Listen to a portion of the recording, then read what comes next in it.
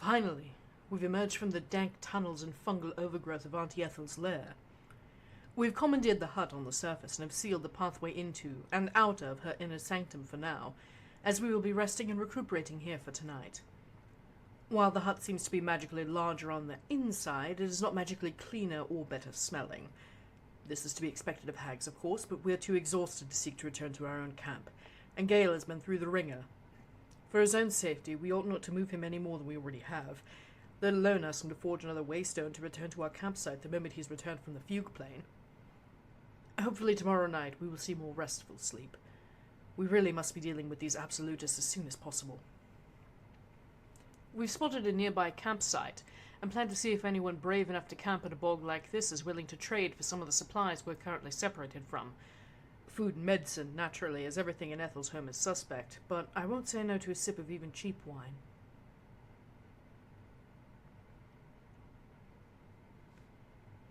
Simon's hand was unsteady with fatigue and pain as he picked up his pen again, his spellbound fingers screaming with agony as he dipped his pen into the inkwell and began appending his entry from before they'd left the hut. A triage list. Astarion is currently unconscious and in critical condition following a staking. His wounds are not closing as expected, given what we've seen of his vampiric healing capabilities. I'm administering blood, but while he is unconscious, it is difficult. The girl laced his crossbow bolts with some sort of poison or paralytic agent, which seems to have been tailored precisely to vampires, as myself, Karlach, and Shadowheart were unaffected. Gale is unconscious but stable, including his condition, following resurrection. I do not believe his mana was fully exhausted before he was injured. His scroll of resurrection stabilized him enough for movement from the depths of Auntie Ethel's lair to somewhere closer to the surface world, even while the spell was working. When he regains consciousness, he should be in fair condition. Karlach is conscious and stable, but exhausted. She's volunteered to take watch tonight, but her injuries are quite extensive. I expect she'll begin to take notice now that the adrenaline has left her system. I have assigned her last watch for the night and hope she will see some minor recovery. Shadowheart is conscious and has exhausted her mana. We've been assisting one another in the triage and treatment of our compatriots, but without our magic, we're both far less effective. My lord has not seen fit to grant me his magic so far from the temple, no matter how fervent my prayers or how much I give him. Has he been growing weak? Are my priests not doing their duty in my absence? Has rot taken root in the Temple of Hadar once again? There are various potions and alchemical substances here in the hut, but given their source, their purity and efficacy is in question. Auntie Ethel was certainly a skilled apothecary, but most are unlabeled or only notated in her shorthand. I cannot risk feeding a hag's poison to my people. When Gale wakes, he can likely assist us in this matter. Alchemy was not one of my strong suits in the field of the arcane. Will is conscious and has exhausted his mana. He assures us his mana will recover shortly and he will be fine to take watch. He seems to be in his element, so I am inclined to allow him in spite of his injuries. Lae'zel is conscious and doing remarkably well.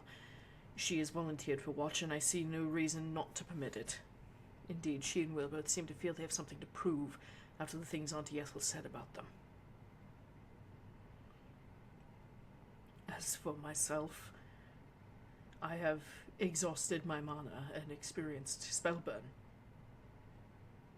I am fatigued and worried sick. I am an idiot. My judgment today has been sorely lacking, and it is Astarion who paid the price for my arrogance and stupidity. How could I let this happen to him? I promised him I would protect him, and I failed utterly.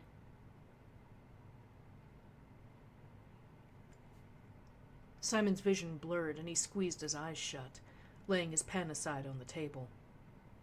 Every part of his body ached to some degree, and he was starving, but he was sure he wouldn't be able to keep anything down. This was the worst spell burn he'd felt in years, and it still hadn't been enough. Simon rose from the table and gathered up the newest batch of boiled bandages, carrying the pot over to Shadowheart. She was knelt next to Astarion, who was laid out on Gendryl's slightly singed bedroll. The bedding had made it out of its encounter with Karlach better than its previous owner had. Astarion's eyes were wide, only twitching slightly, moment to moment, as he stared up at the ceiling. His arm was still outstretched, and though they'd pried the crossbow from his hand, his fingers were still curled to grip it. Occasionally his index finger would twitch as if pulling the trigger again, or his foot would jerk as if trying to kick, or a raspy sound would leave his parched throat as if trying to dislodge that last cry of pain. "He's not healing," Shadowheart murmured, examining the gaping wound in his chest and reaching for one of the boiled rags. "No, he's not," Simon whispered, carefully nicking his arm with his obsidian dagger and squeezing steady drops of warm blood onto Astarion's tongue. As the cut started to clot, Simon dipped his fingers directly into one of their ill-gotten healing potions and ran it over the slice in his skin, closing up the cut but leaving it red and irritated. The potions, they had decided, would be used to heal Astarion in this roundabout way. They'd already tried the usual methods, pouring the liquid across his stake wound and trickling it down Astarion's throat between doses of blood, and though the bleeding had stopped, that horrible, black and congealed blood, the wound refused to close. Something hissed and bubbled angrily at every attempt, fighting their efforts to heal him. That stake was laced with a poison. I could feel it when he shot me, Simon said quietly. "But you're fine," Shadowheart said, though she reached up and felt his forehead and cheek for a moment as if to confirm. He felt clammy, sick with worry, she concluded. She pressed her fingers to his neck to check his pulse, and he winced. Shadowheart pulled the lamp they'd lit closer and frowned, examining Simon's pale skin.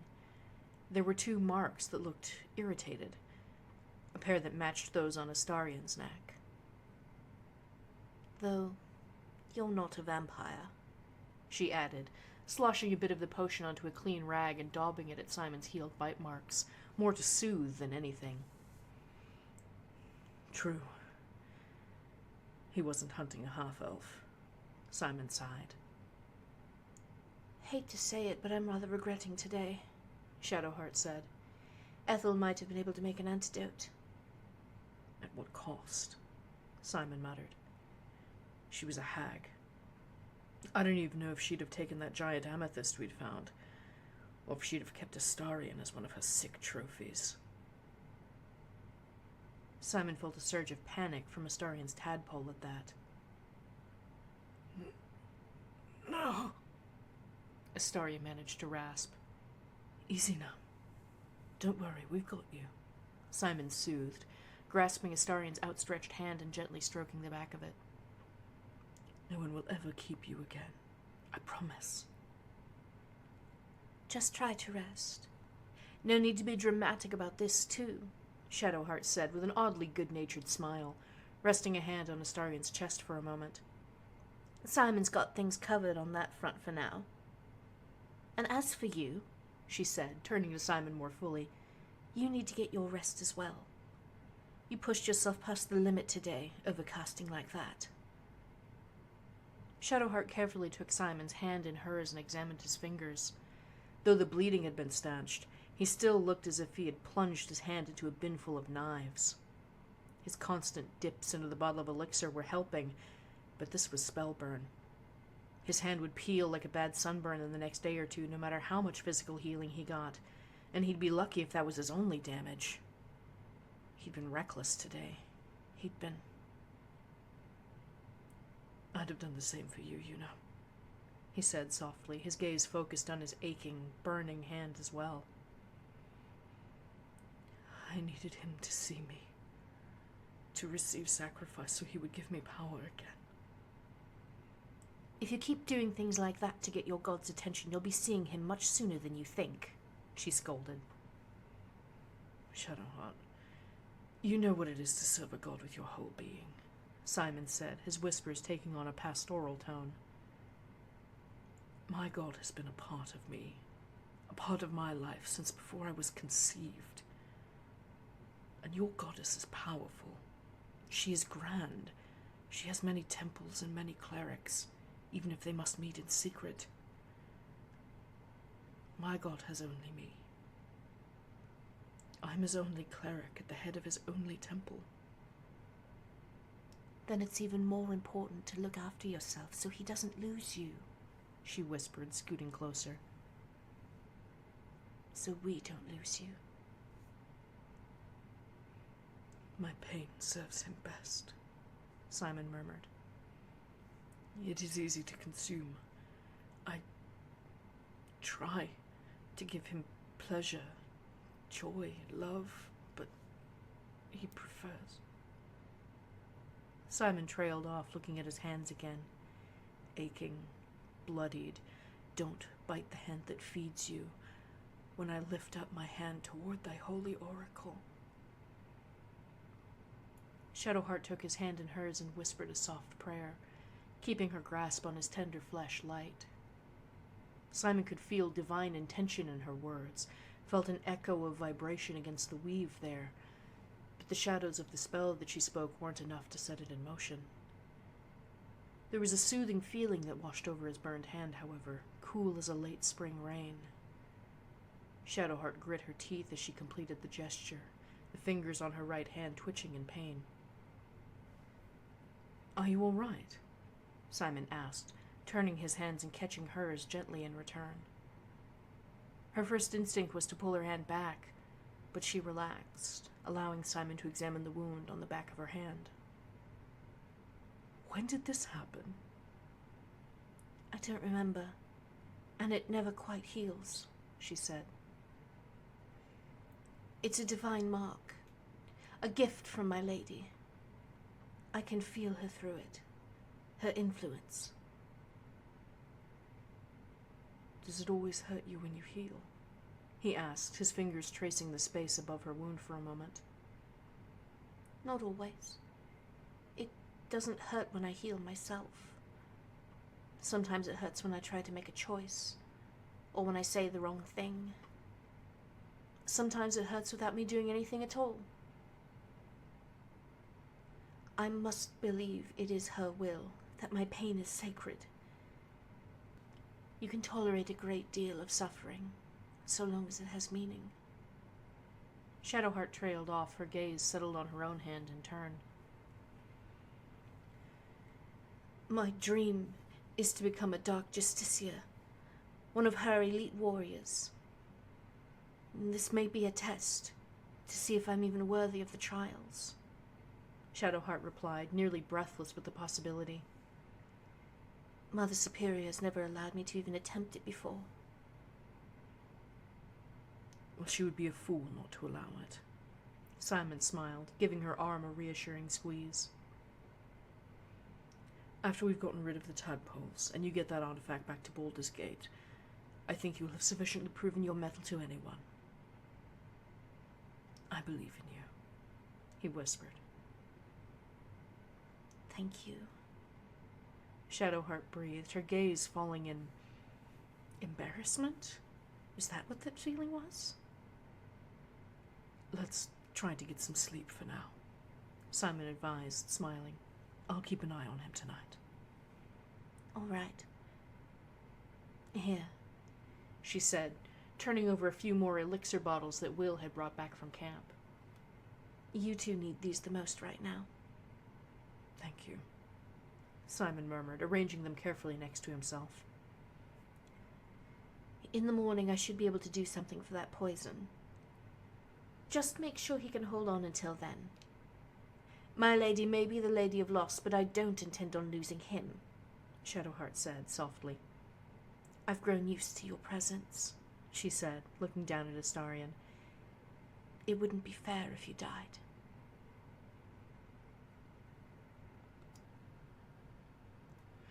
I'll not have my courtroom turned into a circus, Astarion called, rapping his gavel repeatedly over the shouts of numerous Gur men and the wailing of their wives in the spectators' seating. Bailiff, call the guard. Have those men held in contempt of court.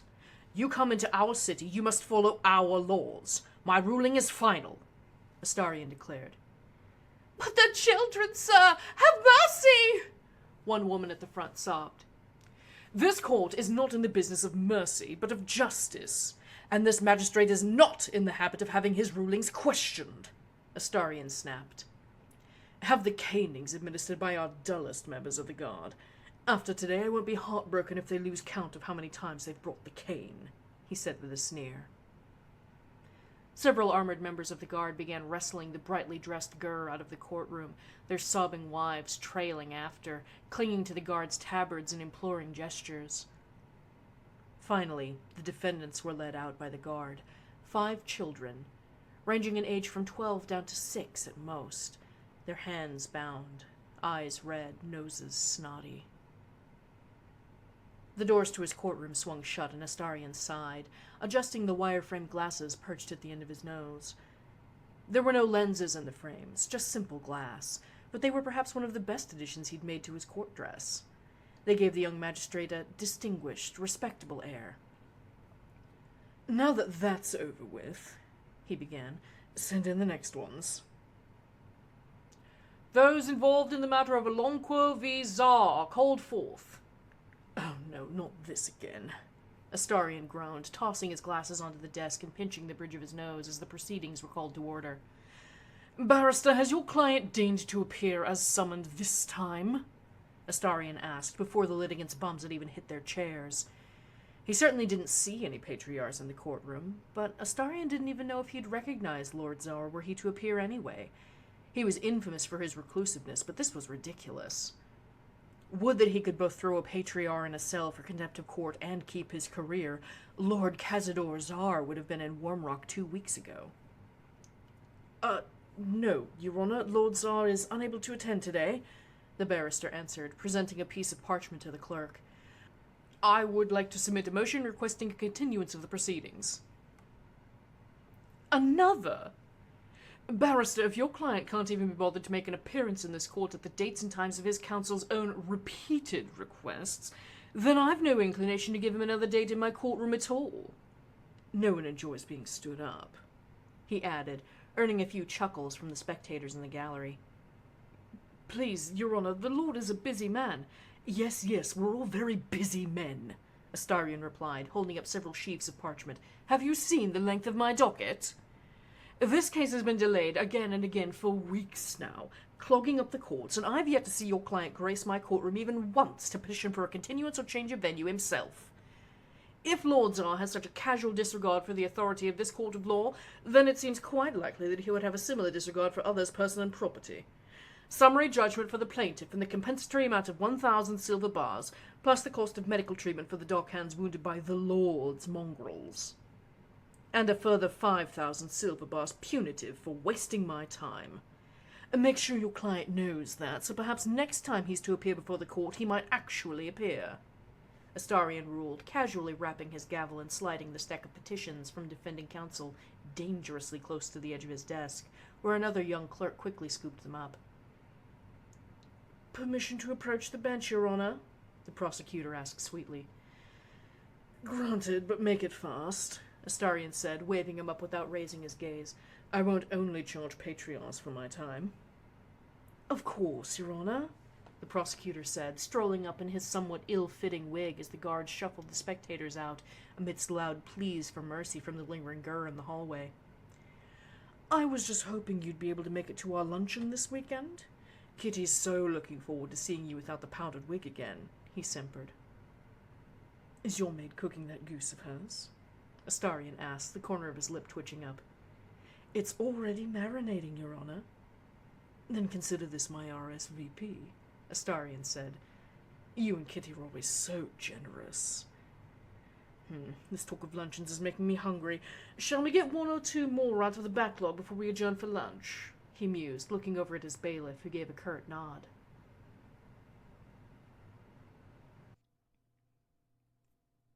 Earth. moist, loamy, with the ancient stench of rot and the riverbed permeating it even this far from the floodplain. Try as he might to blink it free from his eyes, more poured in. More, 6 feet of it above him, pressing down, filling his nose, his mouth, his lungs, trying to crush him back into his coffin. Every fiber of his body screamed and twisted in agony as, inch by inch, it wrenched itself free of rigor mortis, straining against the stiffness in his joints. His legs still felt nearly useless aside from being burned with the fires of the 9 hells themselves, spasming and wrenching and yearning for life again in undeath, pulling free of their eternal rest, with or without him. The splinters from the lid of his coffin were digging into his knuckles from where he'd punched through, his forearms where he'd struggled to lift himself. Dirt irritated the scrapes and scratches he'd earned getting into this position in the first place, sitting up in oppressive darkness, chewing his way through the flesh of the Earth Mother herself, struggling against her earthen grasp as he had just a few days before against the strong grip of those Girth thugs. When he found them again, he would have his vengeance. They thought he was harsh and cruel as a magistrate. He would rip them open, tear them apart at the joints like a roasted suckling pig. Listen to their gurgling screams as he broke their jaws. Let's see how they like it. He would break them in front of their children, then bleed out the sobbing little wretches as their fathers watched with their dying breath. He coughed a mouthful of dirt out past new, sharp fangs as he scratched his way out of the womb of the earth with nails like claws, more beast than being now. His heart did not pound with anxiety and fear, but those feelings still stirred in his putrid stomach, growling and churning with a hunger he had never known before. It ached almost as much as his broken bones, the muscles tearing themselves apart and knitting back together around splintered ribs and crushed fingers, the bones pulling themselves together slower than the rest of him. Survive, the hunger commanded as he squirmed and crawled inexorably to the surface, like a worm in the rain. He would survive. He could feel the soil loosening, the oppressive weight lessening, his aching body yearning to breathe free. Misremembered fragments of poetry and song danced at the edge of his thoughts, spurring him on. Do not stand at my grave and rage against the mourners to and fro treading, though soft their tread above me, by the tombs of brass they lift their lamp.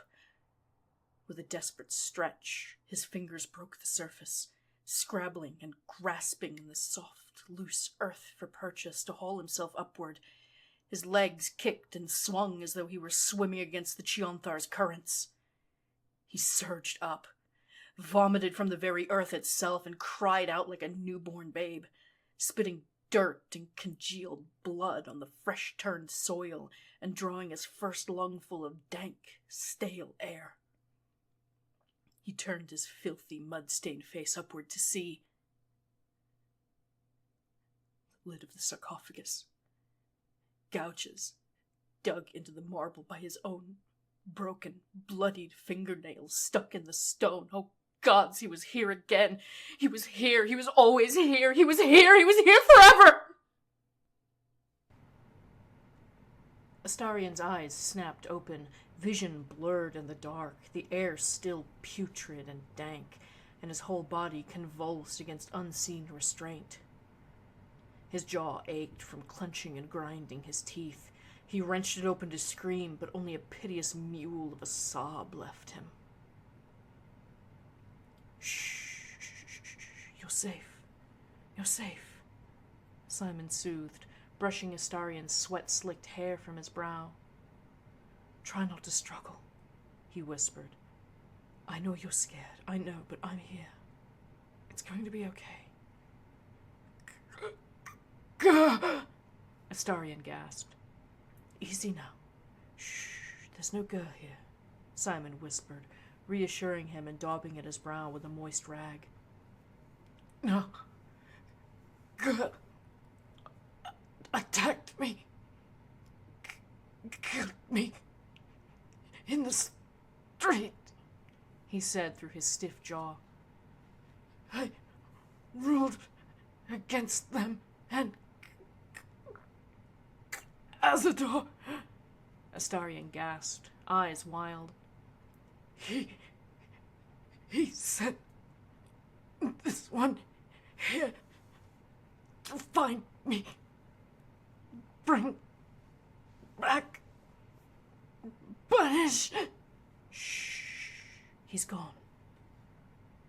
No one is taking you back to Cazador, Simon whispered. He's not your master anymore. I won't let him hurt you. Simon didn't hold him, though every instinct in his body told him to scoop up the feverish form before him, hold him close, stroke his hair through the pain and the fever as Istorvir had done for him all through his infancy and childhood, even into his teenage years as his last few bouts of fever had threatened him as a youth. He wanted to comfort him through the flashes and fears he felt through their tadpoles. But Astarion didn't like to be touched without initiating. Simon knew he would recoil from his embrace if he could, with whatever this toxin was still coursing through his body, binding him tight. Sitting vigilant by Astarion, feeding him and then turning him on his side, was the most he knew Astarion would permit. He felt a ripple run up Astarion's spine as he began to convulse, his pale lips pressed shut against what was about to escape. Without hesitation, Simon reached for the wooden bowl he'd kept at his side all night, setting it next to Astarion's face and quickly brushing his loose hair away. It's all right. Better out than in, he murmured, the sounds of his words of comfort lost beneath Astarion's retching. It's okay. It's okay, Simon whispered, tucking damp white curls behind Astarion's long ears as the man panted and whined, spitting unproductively into the bowl. There wasn't much there, save for a little bile and congealed blood, the same as what he'd spat up while unconscious. I'm sorry. Astarion slurred, his voice froggy with abuse over the course of the night, eyes watering in shame. That was Simon's blood. A gift that his body kept rejecting. A gift he desperately needed if he was going to recover from whatever the hells that Gur had laced his bolts with. All is forgiven, Simon whispered, his tone somewhere between paternal and pastoral. You didn't do anything wrong, dear. He murmured, his words vibrating with gentle intent as he swirled his fingers around the top of the bowl, scrubbing it clean with his magic. Astarion looked up at him, and Simon's heart broke for how small Astarion looked. Broken. Humiliated. Astarion opened his mouth to try to speak again, and a look of panic overtook him as his stomach clenched and another retch rode up his spine. Oh, again? No, it's okay. It's okay. Shh. There. Simon soothed, not flinching as a bit of mess and bile splattered onto his robes. Get it all out. Get it all out, honey. Shh.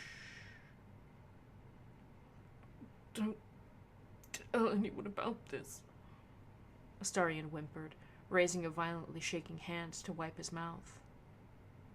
Not a soul, Simon reassured him as he pulled a soft cotton kerchief from his pocket. You have my word. Please relax. Let me take care of you, dear. It's all right. I'm here to help. I'll keep you safe, I promise. As Astarion slumped back to the floor, Simon let out a soft sigh and pulled up his sleeve. Here. Drink, Simon whispered, settling on his side behind Astarion and gently draping his arm around him, leaving his forearm just in front of Astarion's panting mouth. Astarion could smell the blood just beneath Simon's pale flesh, knew how thin the skin was on the inside of his forearm. May I? Astarion struggled against the toxin, his exhaustion, his fear. Of course. You need to get your strength back, Simon whispered, taking a steadying breath in anticipation. The sting of Astarion's fangs was familiar now, hardly painful at all, especially on his arms, less sensitive, less intimate or dangerous. Just a pinch before the pain ebbed. Astarion sucked gently, weakly at Simon's forearm, the little trickle of warm blood across his dry tongue like nectar of the gods, sweet water in the desert, a green pasture of soft grass waving gently in a spring breeze, the scent of coming rain on the air. That's it, Simon encouraged softly, holding as still as he could. Slowly, Astarion's trembling began to ease, his body starting to relax in the warm embrace of blood. The fullness starting to settle in his belly was almost painful, though he knew he'd only had a few mouthfuls at least. Another effect of the toxin, he assumed. His whole body jerked, ripping his mouth from Simon's arm and forcing a surprised cry from his lips. Fresh blood, still filled with Simon's thoughts and memories and wishes, bubbled past Astarion's lips as his body rejected that gift of blood, of life, as the stake wound and the poison it carried tried their damnedest to kill him again. Easy, easy, Simon soothed, wiping the spittle and blood from Astarion's lips and rubbing his back for a moment, before quickly pulling his uninvited hand away. Here, try again, he said, offering his arm. Astarion bit down once more, whimpering into Simon's flesh before convulsing again. Again and again, Simon offered his arm. Astarion bit. Astarion vomited. Simon cleaned. The two of them went around and around, the shafts of moonlight slowly marching across the floor. Every few minutes they would pause. Astarion panted and wept in silence, while Simon sipped calmly at one of the bottles of healing potions, poured a splash across his arm to close the bite marks, and dropped a few hopeful drips into Astarion's wounds before he dutifully continued. Offer, bite, vomit, clean. Offer, bite, vomit, clean. It's going to be okay, Simon reassured him softly each time. I've got you. I've got you, Felicia, he breathed. He offered his arm, and Astarion's quaking fingers wrapped around him again, like before. But he did not bite, simply resting his cool cheek against Simon's warm, bloodied arm. He was exhausted. He could barely lift his eyelids, his jaw ached, his nostrils burned. He was so tired. Want sleep, Astarion managed, his tadpole reaching out to Simon's. Please let me rest. All right, darling, Simon whispered, kissing his sweaty brow. Good night. I'll be right here if you need me. Hold me.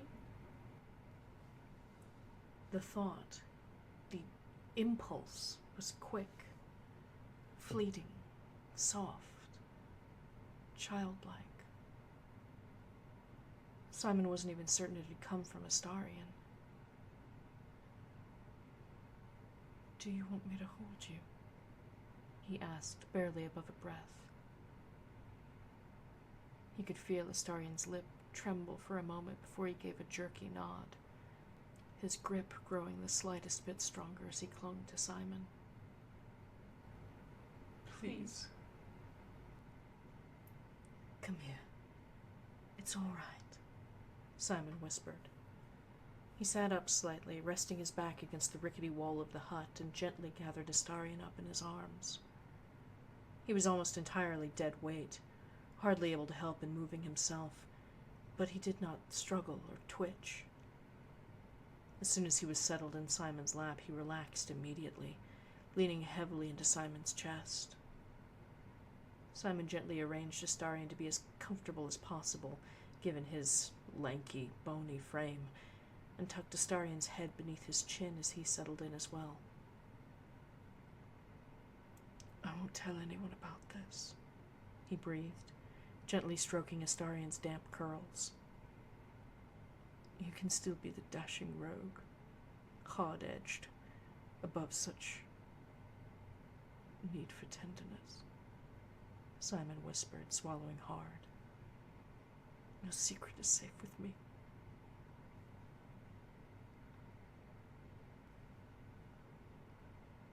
Gandrel moved as slowly and quietly as he could, his body aching from the beating he'd received. He didn't know why, but the depths of mercy that tiefling had in her heart had room enough to spare the life of a Gur in the swamp, while the rest of her compatriots seemed to have little problem with killing one of his kind. He'd washed as much of the iron vine from his person as he could, and covered the rest with polecat musk.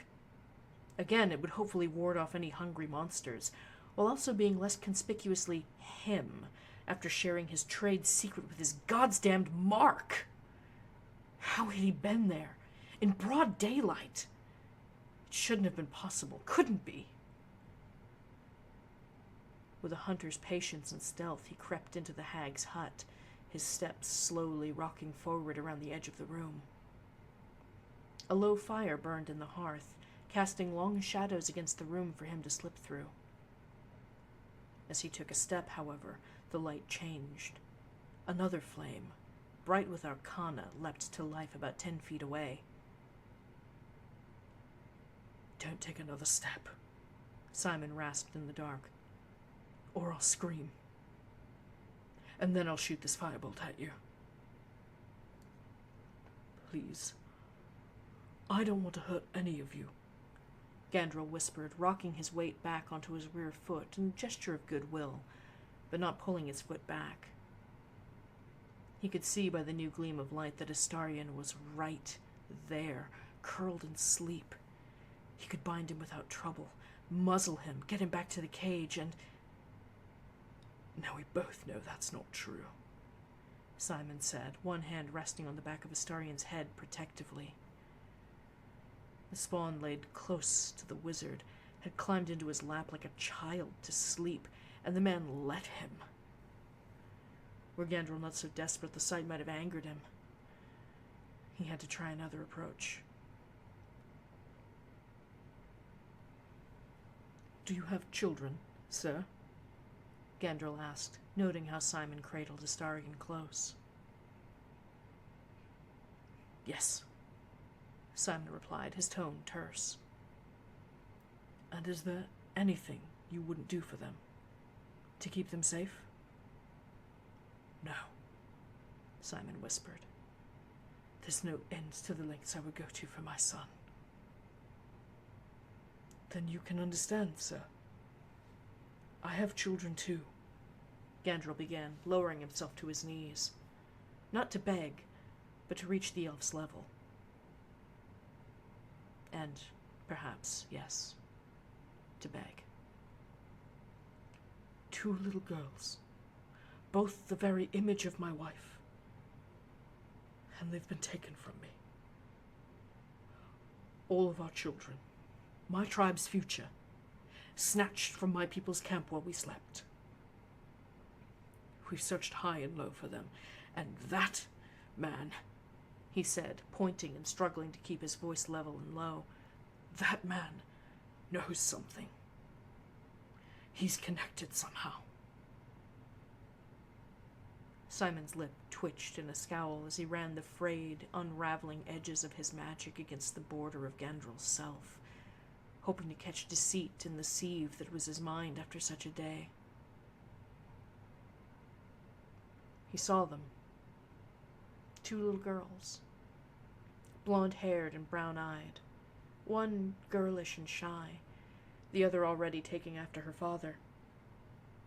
He felt his chest swell with fatherly pride, only for his heart to break at the sight of torched tents and empty wagons, their beds cold like a dozen others in their camp.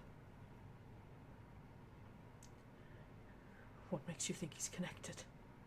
Simon whispered, gingerly stepping away from the truth of Gandrel's memories. His name was heard in the chaos, and it is rather distinctive. Hard to mistake it for anything else. Please, sir. The future of my tribe depends on this. My children have been kidnapped. Give him to me, Gandrel said, his voice filled with quiet determination. My people will make him talk.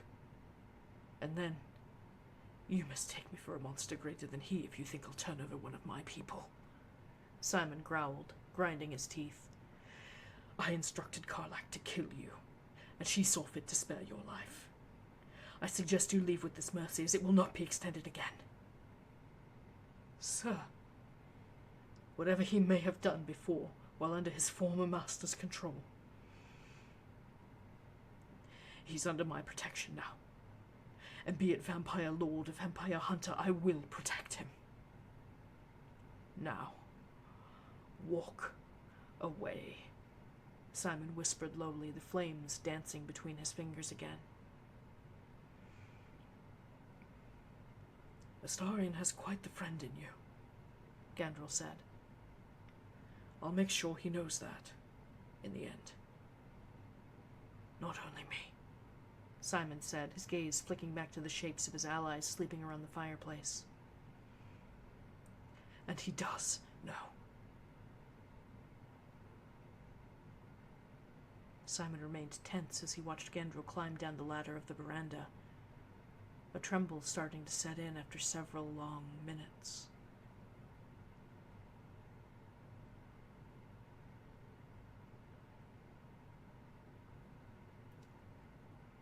Gale opened his eyes to find himself staring up at a rather ramshackle collection of beams and thatching, rather than a proper ceiling, or the colorful roof of his tent. The bed was lumpy and hard, little more than a pile of blankets heaped on top of a wooden plank, and though he expected his back to protest, he felt wonderful, invigorated, vital.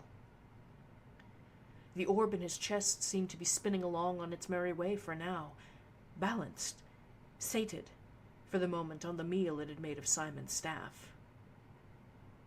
Bollocks. He really did need to apologize for that. He sat up and looked around, recognizing the inside of Ethel's hut in the low firelight. He spotted a few of the others curled up, mostly near the fireplace, with their packs and spare blankets tucked under their heads for pillows. Though he only saw a few. Will was missing, as were Simon and Astarion. Gale bit back a sigh. The two of them weren't subtle at all. He carefully felt along the back of his skull and gently wiggled his nose to confirm nothing was broken before standing and stretching. He needed to visit the lavatory, but if there was one thing he knew Auntie Ethel didn't have, it was indoor plumbing. He wasn't even sure if she had outdoor plumbing.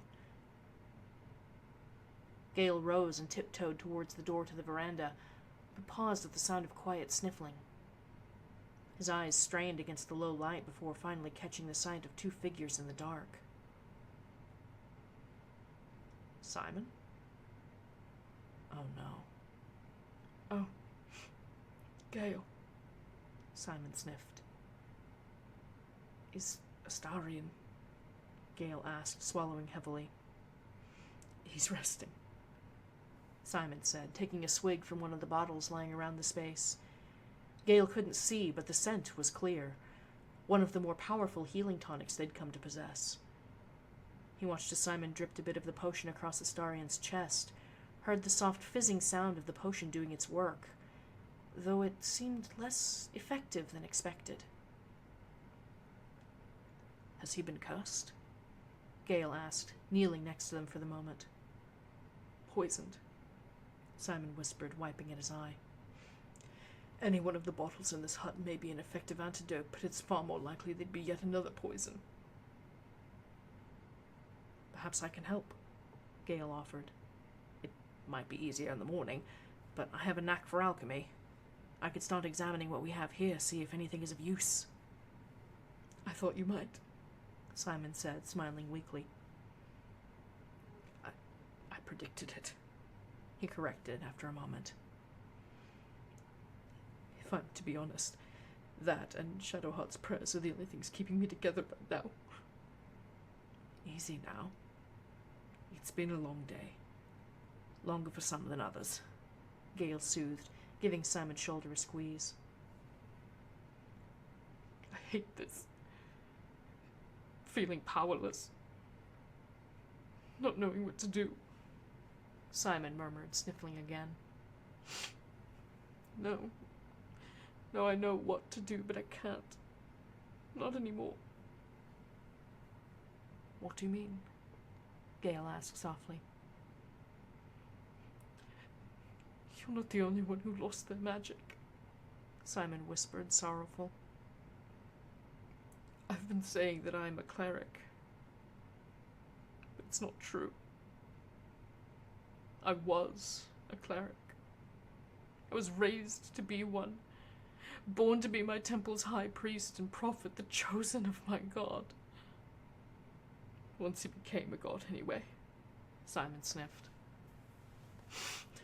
Until then, I would be his cleric. I was given divine power. Nothing like what you had as a chosen of Mystra, but it was power.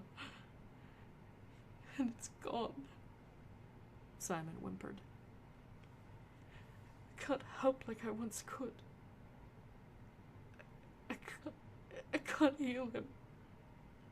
I couldn't heal you. Before all this with the tadpoles, it was a simple thing. Healing the sick, raising the dead, protecting my people. I was strong. I was mighty with his power.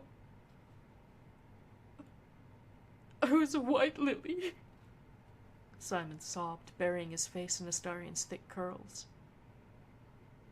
You still are a white lily, Gale soothed, rubbing Simon's back gently. White lily men have grown weak, Simon murmured, parroting his mother's words over so many decades. Look at me without his gifts. Pathetic. Weeping.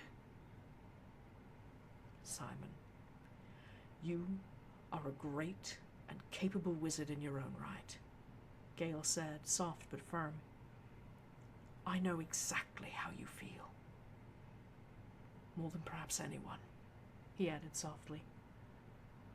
I lost Mystra's gifts, her favor, her love. Everything except the thinnest thread connecting me to the weave, to that which I loved so very, very much. I had to relearn things which had been given to me before, return to my first primers, my notes from my days in the academy, and face what a poor student I'd been, relying on my talents rather than discipline. But you, Simon, are disciplined, steadfast, faithful to your God, strange as he may be. You are loyal, dedicated, self-sacrificing, Gale murmured, gesturing to Simon's arm, covered in half-healed bite wounds and dried blood. To his eyes, the white slowly creeping back as his spellburn healed. You are enough, Gale said, recalling Tara's gentle words with him. His gaze dropped for a moment to Astarion's still form, curled tightly against Simon like a frightened child. And together, we are more than enough.